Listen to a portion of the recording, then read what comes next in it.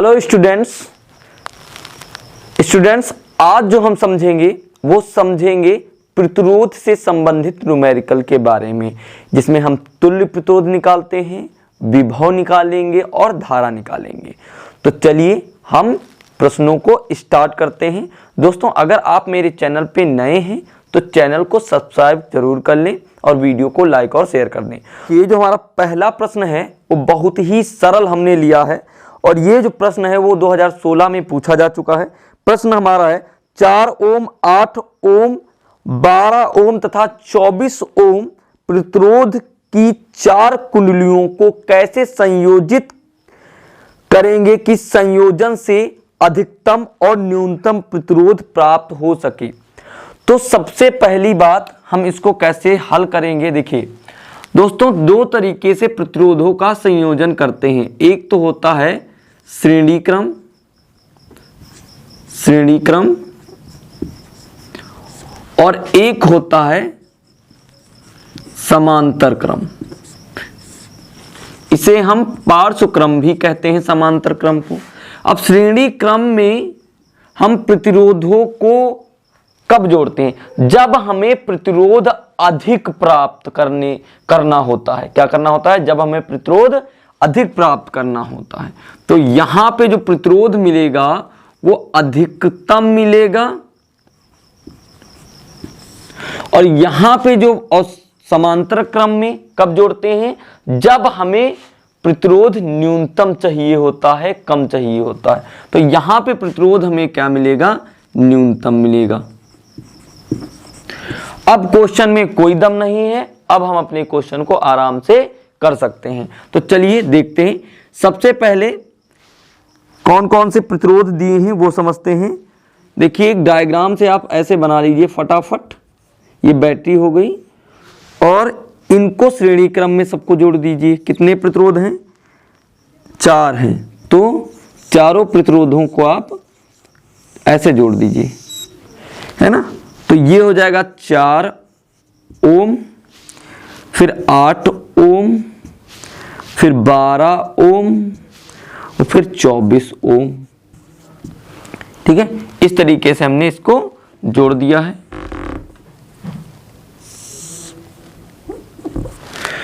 अब आप जो है दूसरा डायग्राम समांतर क्रम वाला बना लीजिए। ये हो गई बैटरी हमारी और ये 4 प्रतिरोध को आप समांतर क्रम में जोड़ दीजिए।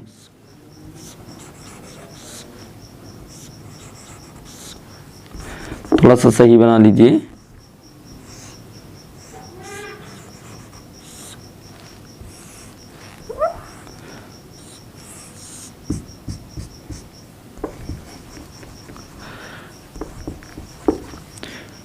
छोटा छोटा बड़ा ऐसे, ये प्लस और ये माइनस, ये हमारी बैटरी हो गई। तो ये हो जाएगा 4 ओम, 8 ओम और ये 12 ओम और ये 24 ओम। ठीक है, तो इस तरीके से हमने क्या किया है, अपने प्रश्नों को लिख लिया है। अब इसमें कह रहा है तुल्य प्रतिरोध निकालो। भाई तुल्य प्रतिरोध अधिकतम कब मिलेगा? जब इसके श्रेणी क्रम के सूत्र से हम इसका तुल्य प्रतिरोध निकालेंगे। तो कैसे निकालेंगे भैया? इसका जो तुल्य प्रतिरोध का फॉर्मूला होता है श्रेणी क्रम में होता है R1 plus R2 plus R3 plus R4। जितने प्रतिरोध होंगे वो सभी के सभी ऐसे ही जुड़ते चले जाएंगे। तो R इक्वल टू हो जाएगा, R1 दोस्तों है 4 ओम, R2 कितना है 8, R3 कितना है 12 ओम और R4 दोस्तों कितना है 24 ओम। और लास्ट में ये ओम का आप चिन्ह लगा लीजिए। 8 4 12 12 24 और 24 कितना हो जाएगा? 24 और 24 दोस्तों होता है 48 ओम। तो देखिए इसमें सबसे ज्यादा प्रतिरोध, अधिकतम प्रतिरोध हमें प्राप्त होगा जब हम इसको कहाँ जोड़ेंगे? जब हम इसको श्रेणी क्रम में जोड़ेंगे, वो आएगा 48 ओम। अब इसमें देख लीजिए, इसमें मित्रों क्या करेंगे? इसमें समांतर क्रम में फॉर्मूला जो होता है वो लगाएंगे। 1/R equal to 1/R1 plus 1/R2 plus 1 upon R3 plus 1 upon R4। 4 प्रतिरोध हैं, R4 तक लिखेंगे। फटाफट इसको सॉल्व करते हैं। 1 अपॉन R इक्वल टू, सबका मान रखिए, 1 अपॉन 4 प्लस 1 अपॉन कितना हो जाएगा 8 प्लस 1 अपॉन कितना हो जाएगा 12 और प्लस 1 अपॉन कितना हो जाएगा 24। अगर हम इसके एलसीएम मेथड से करें, एलसीएम विधि से करें, तो इसका सबका एलसीएम देखिए 24 आ जाएगा, क्योंकि 4 24 को काट देगा, 8 24 को काट देगा, 12 भी 24 को काट देगा। तो क्या करेंगे भैया, 24 ले लेंगे एलसीएम। अब 4 को इससे भाग करिए, 24 को 4 से भाग करिए तो जाएगा 4 छंग 24, तो आ जाएगा 1 इंटू 6 प्लस 8 चौक 8 3 24, तो हो जाएगा 1 इंटू 3 प्लस 12 दूनी 24, 12 दूनी 24, तो यहाँ 2 आ जाएगा, 24 एकम 24, तो हो जाएगा 1 गुणे 1। इस तरीके से इसको आप हल कर लीजिए फटाक से। तो हो जाएगा 1 अपॉन R इक्वल टू 1 छक्का 6, ठीक है, प्लस 1 3 3 प्लस 1 दूनी 2 प्लस 1 एकम 1 बटे 24। अब मित्रों क्या करिए, 6 और 3 9 होता है, 9 और 2 11 होता है और 1 12, कितना आ जाएगा बेटा 12 बटे 24, 12 एकम 12, 12 दूनी 24। तो 1 अपॉन R इक्वल टू आ जाएगा 1 बटे 2। अब इसको पलट लीजिए तो क्या आ जाएगा दोस्तों, तो आ जाएगा R इक्वल टू 2 ओम।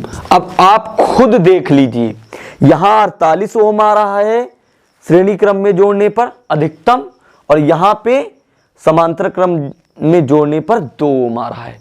तो इस प्रश्न को इस तरीके से हम हल करेंगे अगर एग्जाम में पूछेगा, और ये प्रश्न काफी ज्यादा इंपॉर्टेंट है, तो बिना किसी देरी के आप इनको नोट कर सकते हैं अपने पास एग्जाम के लिए, क्योंकि 2023 के एग्जाम 16 फरवरी से हैं, ये मत भूलिए। अब हम बढ़ते हैं अपने अगले प्रश्न की तरफ। मित्रों अब हम समझेंगे अपना अगला प्रश्न, और जो अगला प्रश्न है वो है, आप ऊपर देख सकते हैं लिखा है, निम्नांकित परिपथ में 3 ओम के प्रतिरोध से प्रवाहित धारा का मान ज्ञात कीजिए।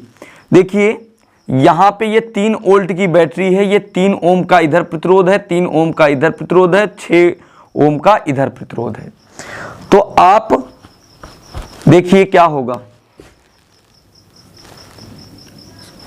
निकालनी क्या है, 3 ओम के लिए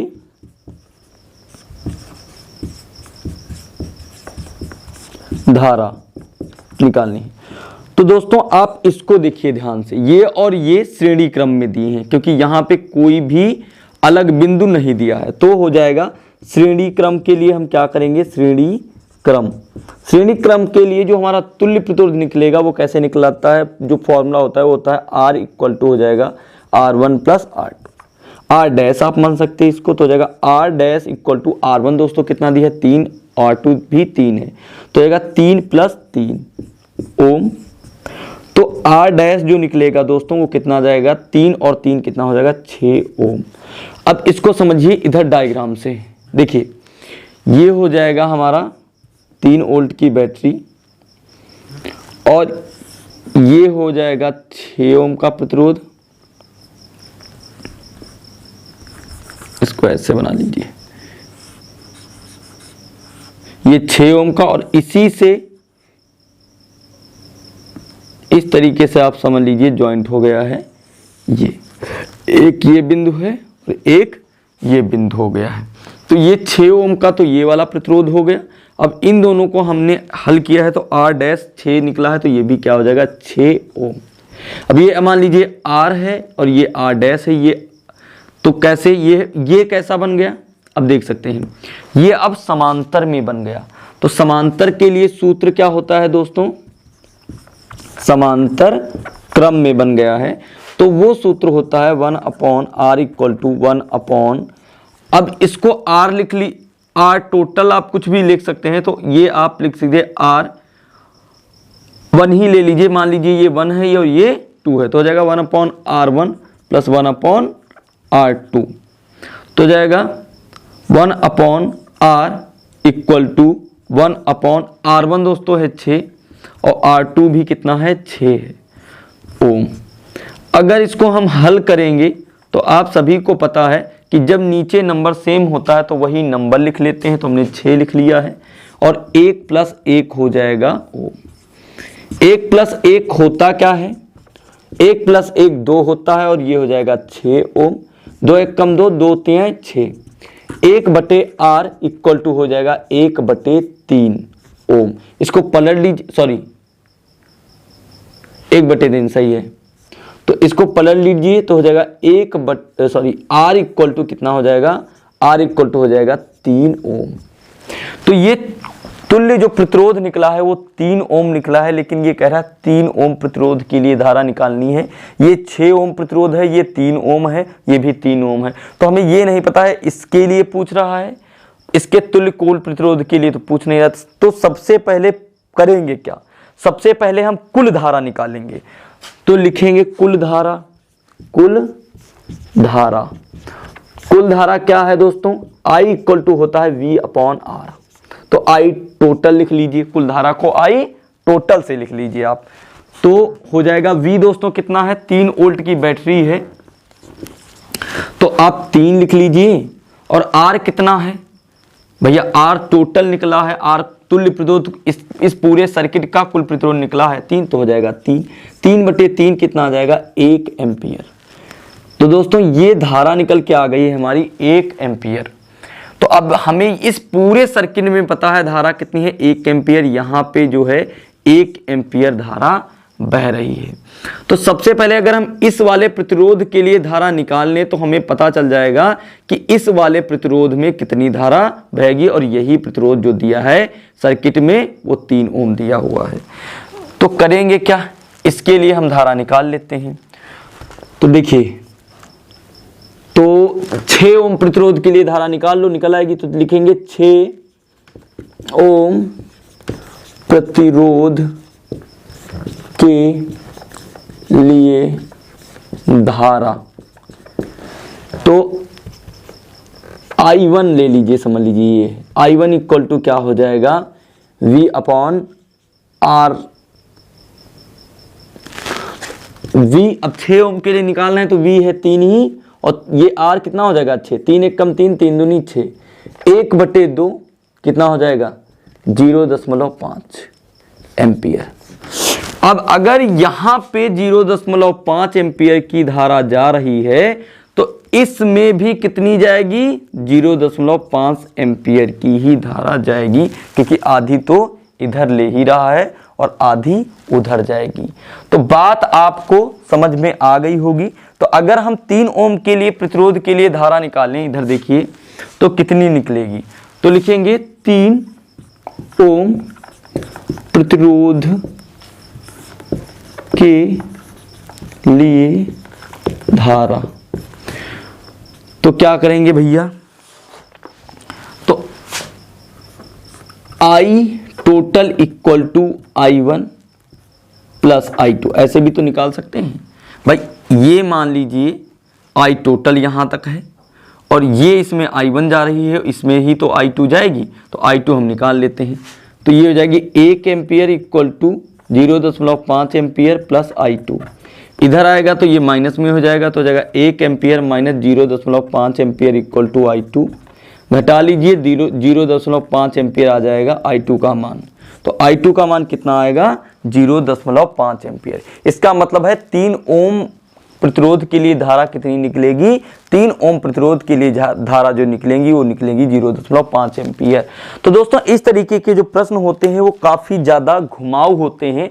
तो अगर आप अच्छे से इन प्रश्नों को नहीं समझेंगे तो एग्ज़ाम में आप हड़बड़ा के गलत कर देंगे। तो समझ लीजिए कायदे से, तभी जाके जो है आप क्वेश्चन यूपी बोर्ड एग्जाम में कर पाएंगे। तो चलिए अब बढ़ते हैं अपने अगले प्रश्न की तरफ, और अगला प्रश्न इससे भी थोड़ा ऊपर लेवल का है। तो दोस्तों जो हमारा अगला प्रश्न है वो आप ऊपर देख सकते हैं, लिखा है निम्नांकित परिपथ में गणना कीजिए। फर्स्ट है ए और बी के मध्य तुल्य प्रतिरोध, सेकेंड है बैटरी से प्रवाहित धारा, थर्ड है ए और बी के मध्य विभवांतर, और ए और सी के मध्य विभवांतर, ये चीज़ें हमें जो है निकालनी है। तो उसको ध्यान से चलिए निकालते हैं। तो आपका जो डायग्राम है उसको सबसे पहले समझिए। एक 2 वोल्ट की बैटरी लगी हुई है, ये 2 वोल्ट की क्या है, बैटरी है दोस्तों, ये लग गई। उसके बाद ये ए बिंदु है,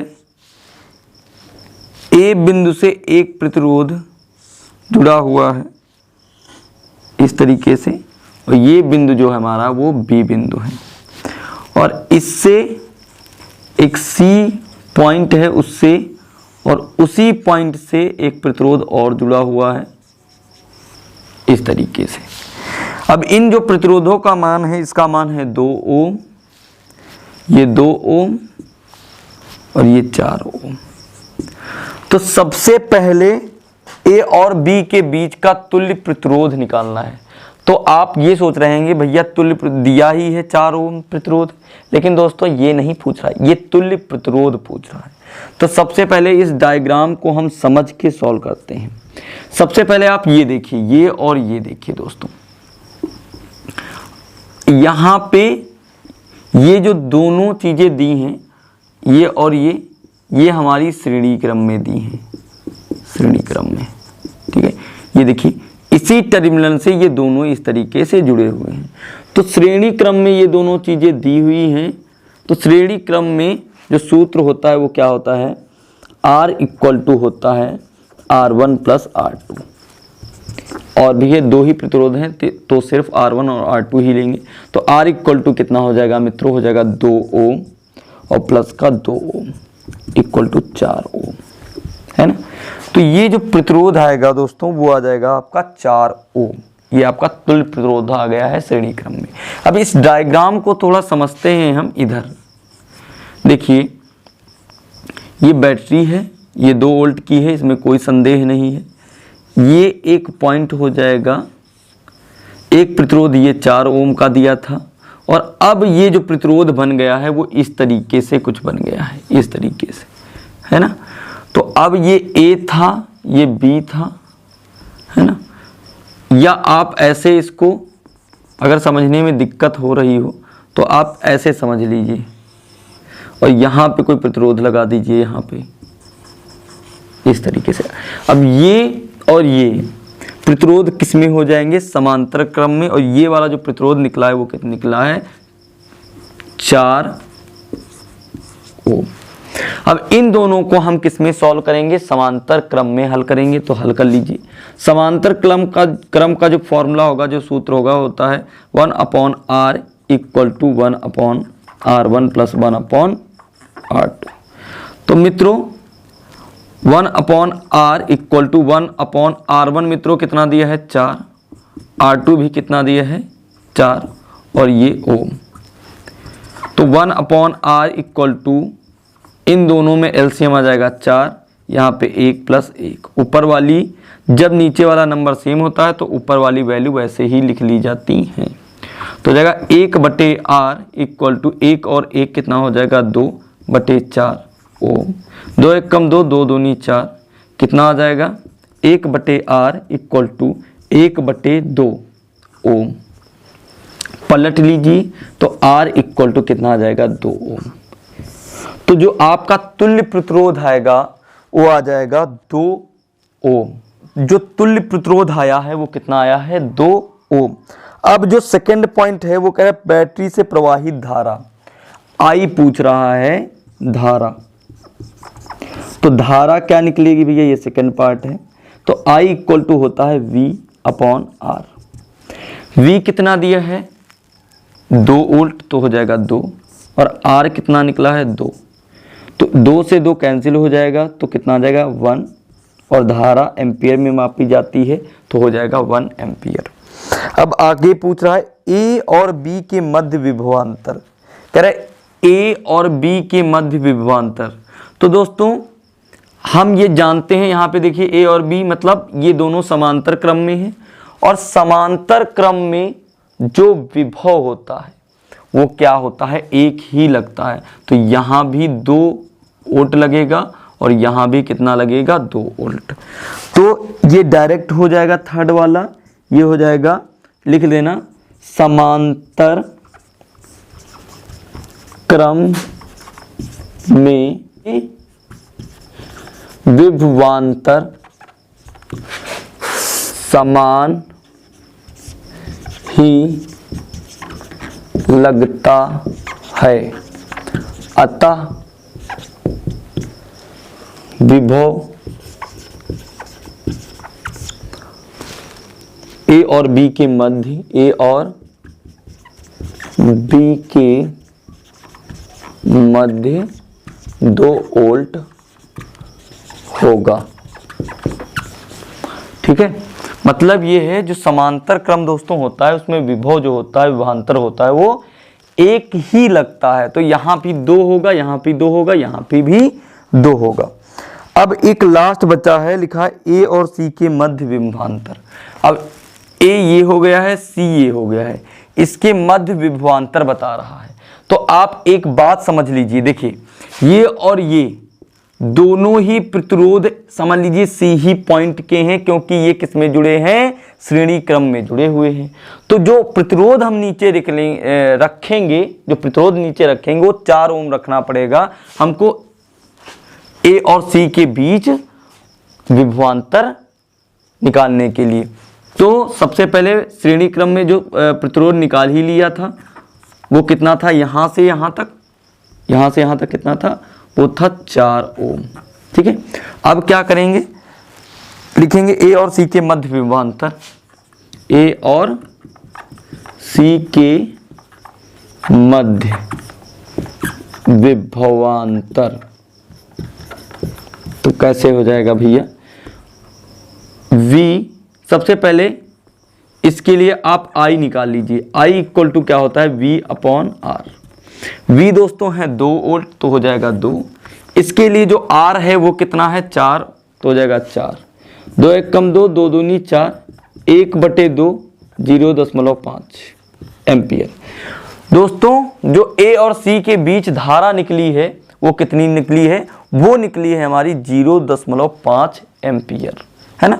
अब क्या करेंगे मित्रों, अब हमारे पास दोस्तों A और C के मध्य जो धारा निकली है वो 0.5 एम्पियर निकली है, और A और C के मध्य जो प्रतिरोध देख रहे हैं वो है 2 ओम। अब ये प्रतिरोध 2 ही ओम लिया जाएगा, क्योंकि वहां हम तुल्य प्रतिरोध ही इन दोनों का रखते हैं, लेकिन यहाँ पे हम 2, इसके बीच हम विभवांतर फाइंड कर रहे हैं, इसके और इसके बीच, तो हमें 2 ओम प्रतिरोध ही रखना पड़ेगा।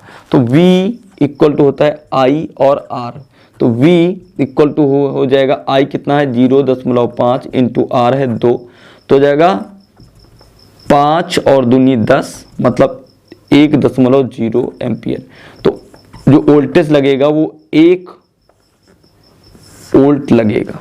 तो इस तरीके से हम इस प्रश्न को हल करते हैं, पूरे के पूरे प्रश्न को। ये थोड़ा सा कठिन प्रश्न है, लेकिन यूपी बोर्ड एग्जाम के लिए बहुत ही ज़्यादा इम्पॉर्टेंट है।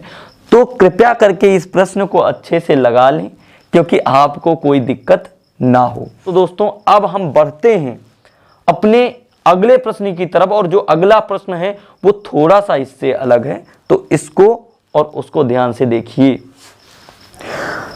तो मित्रों जो हमारा अगला प्रश्न है वो आप ऊपर देख सकते हैं, दिए गए वैद्युत परिपथ में A तथा B बिंदुओं के बीच तुल्य प्रतिरोध ज्ञात करना है ना। तो हमें तुल्य प्रतिरोध इसमें निकालना है। तो सबसे पहले इसको हम समझते हैं। देखिए ये एक A बिंदु है, ये B बिंदु है, ये एक तार है जिससे ये सभी प्रतिरोध जुड़े हैं, और ये दूसरा तार है जिससे ये वाला एक प्रतिरोध जुड़ा है।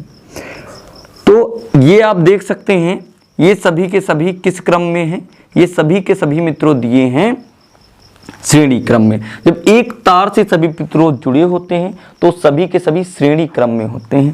तो श्रेणी क्रम का जो सूत्र होता है वो क्या होता है मित्रों, श्रेणी क्रम में है। तो जो श्रेणी क्रम का सूत्र होता है वो क्या होता है, R equal to R1 plus R2 plus R3। 3 प्रतिरोध हैं तो 3 तक ही लेंगे, तो R इक्वल टू हो जाएगा R1 मित्रों कितना दिया है 1, R2 है 2, R3 है 3, और ये हो जाएगा O। अब मित्रों R equal to 1 plus 2 plus 3 कितना हो जाएगा 6 ओम। ये खत्म। अब इसका डायग्राम कन्वर्ट होके चेंज होके कैसा हो जाएगा मित्रों, ये तो प्रतिरोध ऐसे ही रहेगा और ये वाले जो प्रतिरोध हैं वो एक प्रतिरोध बन जाएंगे इस तरीके से। ये 3 ओम था ए बी, और ये सभी मिलके बने हैं वो कितने बने हैं 6 ओम। तो ये हो जाएगा 6 ओम। अब दोस्तों आप देख सकते हैं ये दोनों के दोनों किसमें है, समांतर क्रम में। तो समांतर क्रम का आप सूत्र लगा लीजिए। तो हो जाएगा 1/r equal to 1/r1 plus 1/r2। तो हो जाएगा 1/r इक्वल टू 1/r1 दोस्तों कितना है 3 प्लस r2 कितना है 6। तो 1/3 और 1/6 और ये हो जाएगा ओम, है ना। तो इसको हल करना है तो 1/r इक्वल टू इन दोनों का जो एलसीएम आ जाएगा मित्रों वो हो जाएगा 6। क्यों, क्योंकि 3 के टेबल में 6 आता है और ये दोनों एक दूसरे के मल्टीपल्स हैं। तो हो जाएगा 6। अब इसको इससे भाग करिए, मतलब 6 को 3 से भाग करेंगे तो हो जाएगा 3 दूनी 6। तो 1 × 2 आ जाएगा प्लस 6 कम 6 तो हो जाएगा 1 × 1।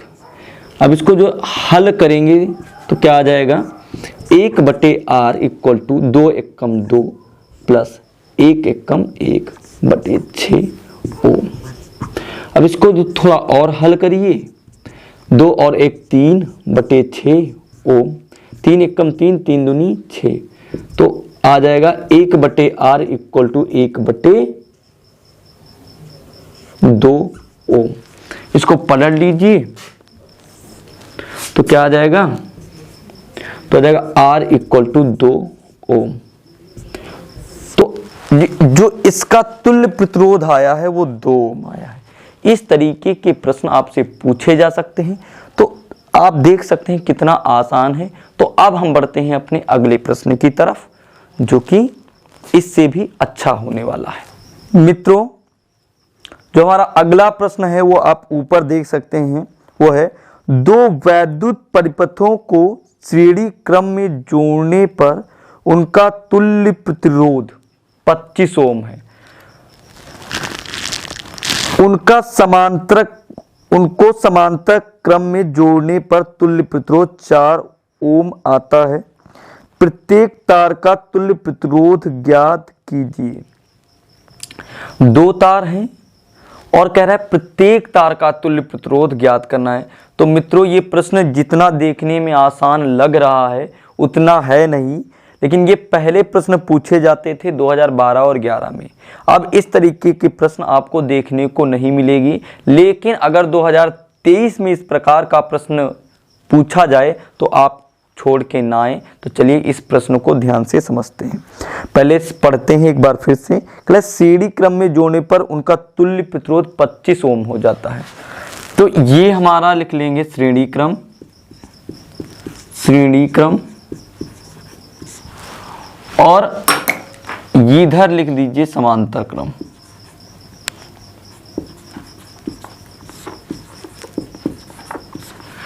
श्रेणी क्रम में जोड़ने पर श्रेणी क्रम का सूत्र होता है R1 और प्लस R2, है ना।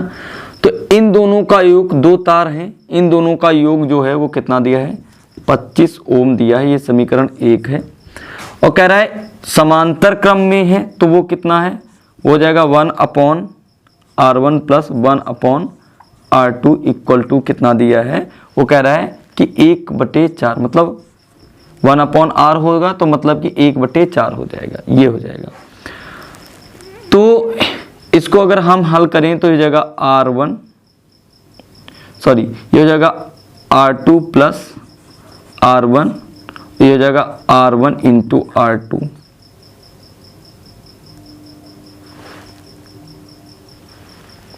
Equal to 1/4।